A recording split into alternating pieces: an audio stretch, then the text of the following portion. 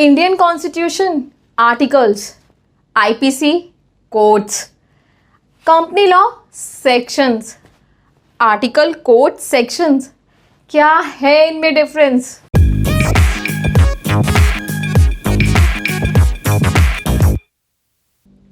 Hello everyone, welcome back.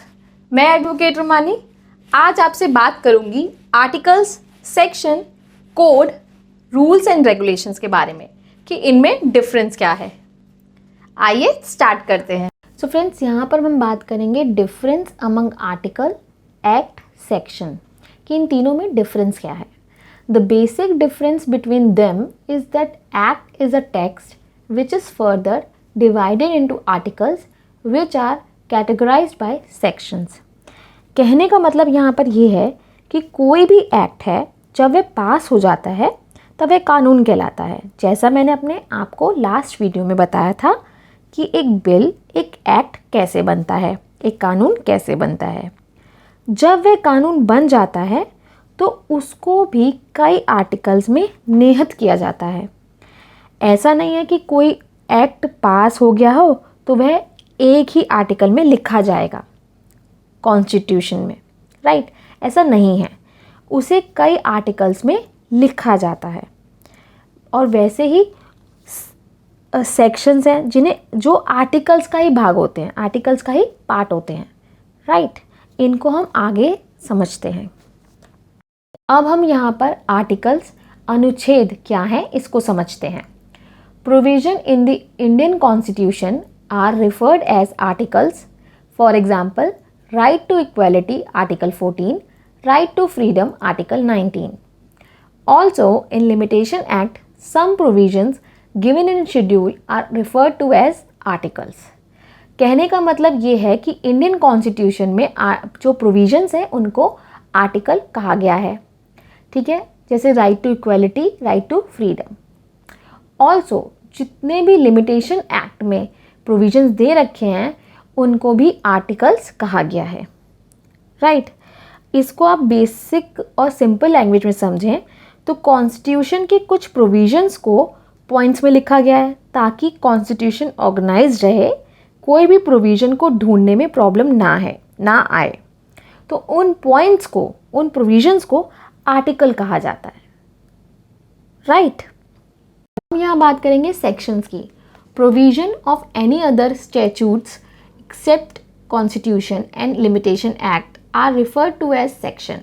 A section refers to a distinct portion or provision of a legal code or set of laws, often establishing a particular legal requirement. For example, Section 5 of Indian Contract Act. यहाँ कहा गया है कि Constitution और Limitation Act को छोड़कर, उसके provisions को छोड़कर other statutes में जो provisions हैं उनको section refer किया गया है, राइट? इसको सिंपली ऐसे समझिए कि किसी भी एक्ट और कोड के प्रोविज़न को डिस्क्राइब करने के लिए हम सेक्शन को यूज़ करते हैं या उसे सेक्शन कहते हैं। आर्टिकल्स में प्रोविज़न को पॉइंट्स में लिखा गया और उन पॉइंट्स को आर्टिकल कहते हैं। एंड सेक्शंस में जो कोड और एक्ट को डिस्क्राइब करने के लिए जो प्रोविज़न होते हैं उनको सेक्शन कहते हैं, राइट? अब बात की जाएगी कोड की। A specific type of action made by legislature that tries to cover a complete system of laws is called a code. It is enacted by a process of codification. It is not complete in itself and require other act or code for its compulsion. For example, Criminal Procedure Code, it will be read with Evidence Act, IPC, right? इसको ऐसे समझिए,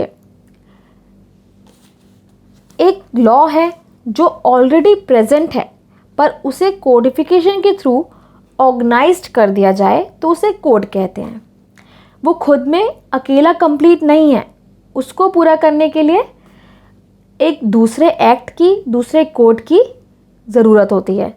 जैसे criminal procedure code को अपने में sufficient नहीं है, उसको पढ़ने के लिए, उसके प्रोसीजर को समझने के लिए आपको एविडेंस एक्ट और आईपीसी उन दोनों को साथ में पढ़ना पड़ेगा, राइट। तो कहा गया है an act is a decision pass into law where a code is a collection of already existing law. Okay, अब बात करेंगे रूल्स की। When any act is made and passed, it is not necessary that it is a complete code in itself. Rules are necessary because it is very difficult for the legislation to include each and every detail in one act. Therefore, a separate set of rules are made in accordance with the provision of the act. कहने का मतलब ये है कि कोई भी act जब बनाया जाता है और उसे पास किया जाता है तो ये ज़रूरी नहीं कि वो कंप्लीट कोड हो अपने आप में, नहीं। रूल्स नेसेसरी हैं, क्यों? क्योंकि एक कानून के लिए मुश्किल होता है जब वो एक एक्ट बनाता है कि उसमें सारी ईच एंड एवरी डिटेल वो लिखे। इसके लिए वो एक सेपरेट सेट ऑफ रूल्स को तैयार करता है, बनाता है, जिसमें उस प्रावधान से रिलेटेड सारे नियमों को लिखा जाता है, राइट। रेगुलेशंस, ध्यान से सुनेगा, हमारा लास्ट डिफरेंस है। Regulations are part of rule which are authorized by the government. इसको ऐसे सिंपली समझिए तो रेगुलेशन रूल्स का ही पार्ट है। रूल्स के अंदर होते हैं रेगुलेशन, राइट। अब इट इज़ नॉट नेसेसरी कि हर एक्ट के अंदर रूल हो और हर रूल के अंदर रेगुलेशंस हो, बट जो हमारी कंट्री है इसमें कुछ इंडिपेंडेंट अथॉरिटी हैं जो बताती हैं कि एक्ट कैसे इम्प्लीमेंट करेगा, वो उनके हैंड में होता है। जैसे आरबीआई, सेबी, राइट, ये खुद कैसे फंक्शन करेंगी, उनके क्या स्टैंडर्ड्स होंगे, उसके लिए वो खुद को कैसे रेगुलेट करेंगी, तो वह अपने लिए खुद के लिए रेगुलेशंस बनाती हैं। का काम होता है एक्ट बनाने का। इस एक्ट को कैसे इम्प्लीमेंट करें उसके लिए रूल्स होते हैं। फिर अगर कोई इंडिपेंडेंट बॉडी है वह एक्ट को इम्प्लीमेंट कर रही है तो वह खुद कैसे फंक्शन करेगी उसके लिए वह रेगुलेशन बनाती है। मतलब वो खुद कैसे वर्क करेगी उसके लिए वो खुद के लिए अपने लिए रेगुलेशंस बनाती है। आई होप आपके कन्फ्यूजन एंड डाउट्स अब क्लियर हुए होंगे कि इंडियन कॉन्स्टिट्यूशन में आर्टिकल्स, कंपनी लॉ में sections and CPC, IPC, CrPC में कोड क्यों होते हैं और ये रूल्स एंड रेगुलेशंस क्या होते हैं, राइट। अगर आपको मेरा वीडियो अच्छा लगा तो प्लीज़ लाइक करिएगा और एंड सब्सक्राइब करिएगा फॉर अपकमिंग वीडियोस। और जैसा मैं हमेशा कहती हूँ, be safe and stay home.